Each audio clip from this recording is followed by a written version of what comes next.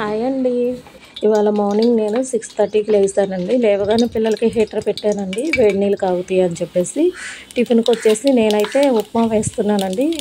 బొంబాయి రవ్వ అంటారండి, బొంబాయి రవ్వ ఉప్మా వేస్తున్నాను. పెనం పెట్టి ఆయిల్ పోసి పోపు దినుసులు వేసి ఆనియన్స్ కూడా వేసేసానండి. ఆనియన్స్ కొంచెం ఫ్రై అవ్వగానే వేరుశెనగ గుళ్ళు వేసానండి. మా పిల్లలకి ఉప్మాలో వచ్చే వేరుశెనగ గుళ్ళు ఒక్కటే తింటారండి. ఇక ఏ ఉల్లిపాయలు వేసినా, క్యారెట్ వేసినా, వెజిటేబుల్స్ వేసినా సరే తీసి పక్కకు పెట్టేసేస్తారండి. ఇక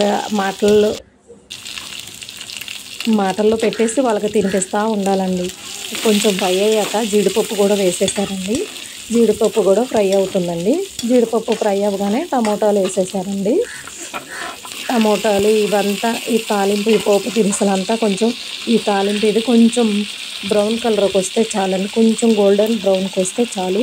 ఒక అర teaspoon ginger garlic paste వేస్తారండి. అది కూడా కొంచెం పచ్చివాసన పోయే వరకు తిప్పుతూనే ఉంటానండి. అది కొంచెం ఫ్రై అయిన తర్వాత 2 రెమ్మల కరివేపాకు కూడా వేసుకోవాలండి. 2 రెమ్మల కరివేపాకు వేసుకొని అదంతా కొంచెం ఫ్రై అవ్వనివ్వాలండి. ఈలోపు నేను వెళ్ళి హీటర్ ఆఫ్ చేసి వస్తానండి. నీళ్ళు కాగినాయో లేవో చూసుకోవాలి కదా, పిల్లలకి స్నానాలు చేయించాలి, లేట్ అయిపోతుంది. ఓకేనండి. 2 రెమ్మల కరివేపాకు వేసేసానండి. ఇది కొంచెం వేసాక కలుపుకున్న తర్వాత చిటికెడు పసుపు వేస్తున్నానండి. ఏం లేదండి, కొంచెం లుక్కు కోసం అంతేనండి. ఇప్పుడు పసుపు వేయకుండా చేసుకుంటే తెల్లగా ఉండదు. కొంచెం పసుపు కలర్ వేసాను అనుకో, మా పిల్లలు ఎల్లోయిష్ కలర్ ఉందని చెప్పేసి వాళ్ళే తినేస్తారని అట్లా కొంచెం ఫ్రై అవ్వగానే వాటర్ వేసుకోవాలండి. తాలింపు ఏది కూడా అడుగంటనేయకూడదండి. ఆల్మోస్ట్ మీ అందరికీ తెలుసు అనుకోండి ఉప్మా ఎలా చేస్తారని.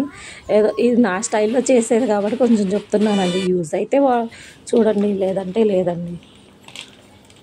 మీ రుచికి సరిపడా సాల్ట్ వేసుకోండి. సాల్ట్ వేసి ఒకసారి అంతా కలపాలండి. కొంచెం అలా వాటర్ అలా తెరులుతూ ఉండగానే బొంబాయి రవ్వ వేసేయండి. మీకు ఎంత అయితే అవసరమో అంతే తీసుకొని వేస్తూ కలుపుతూ ఉండాలండి. వేసాక కలుపుదామని అనుకోమాకండి. అలా ఉంటే ఉండలు కట్టేస్తుందండి. ఉండలు కట్టడం వల్ల ఏంటంటే తినేటప్పుడు ఉండలుగా తగులుతుందండి. ఇది తినడానికి ఎవరైనా ఇష్టపడరు. ఓకేనండి. టిఫిన్ అయితే రెడీ అయిపోయిందండి. వేరొక స్టవ్ పైన పెనం పెట్టి ఆయిల్ వేసి ఇవాళ లంచ్లోకి అయితే నేను కోడిగుడ్డు పరోటా చేస్తున్నానండి. లంచ్కి నేను మా బావకే కాబట్టి మాకు 3 ఎగ్స్ అయితే సరిపోతాయండి. మీకు ఎన్ని ఎగ్స్ కావాలో అది మీ ఇష్టం అండి. మీకు ఎన్ని కావాల్స్తే అని చేసుకోవచ్చు. నాకైతే 3 ఎగ్స్ సరిపోతాయండి. ఒక అర టీ స్పూన్ జీలకర్ర, పోపు దినుసులు వేసానండి. కొంచెం ఫ్రై అవ్వగానే పచ్చిమిర్చి కూడా వేసేసానండి. కొంచెం పచ్చిమిర్చి ఫ్రై అయ్యాక కరివేపాకు వేయాలండి. ఉల్లిపాయలు కూడా వేసేసుకోవాలండి. మొత్తం ఒకసారి తిప్పాలండి. తిప్పిన తర్వాత చిటికెడు పసుపు, కొంచెం సాల్ట్ వేసుకోవాలండి. తగ్గితే మళ్ళీ తర్వాత మనం వేసుకోవచ్చండి. మీ రుచికి సరిపడా సాల్ట్ వేసేసుకోండి. మొత్తం ఒకసారి తిప్పేసుకోవాలండి. ఉల్లిపాయలకి ఉప్పు, పసుపు మొత్తం పట్టేటట్లుగా తిప్పుకుంటూ ఉండాలండి. అలా తిప్పుతూ ఉంటే కలిసిపోతుందండి. కలిసిన తర్వాత కొంచెం స్టవ్ నేను సిమ్లో పెట్టానండి. ఇందాక షాప్లోకి కస్టమర్ వస్తే ఇవ్వడానికి వెళ్ళి సిమ్లో పెట్టేసి వెళ్ళిపోయానండి. కాస్త కలిపిన తర్వాత మూత పెట్టాలండి. నేనైతే చూడండి ఉల్లిపాయలు మగ్గిపోయినాయి. 3 ఎగ్స్ పగలగొట్టి కోడిగుడ్డు పొరటు అయితే చేసేసానండి. కోడిగుడ్డు పొరటు అయిపోయిందండి. దాన్ని పక్కకు పెట్టేసానండి. పిల్లలకి స్నానాలు